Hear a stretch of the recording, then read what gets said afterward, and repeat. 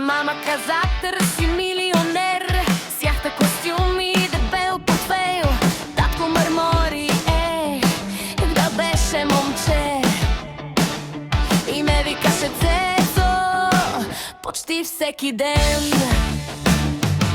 Аз с късани дънки и кецове стари не играх по семейните календари. Що ми кажат, не може, ми ставаме рак. Аз съм фабрично родена на инат.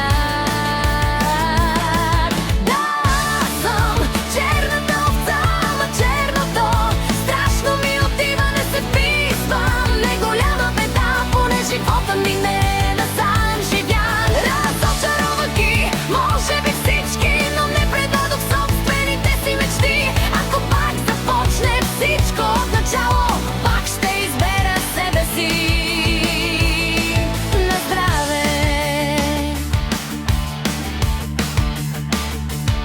Не съм принцеса с инструкции в ръка, нито кукла за чужда витрина. Красива, умна и малко опасна, най-вече за хора с тесни представи.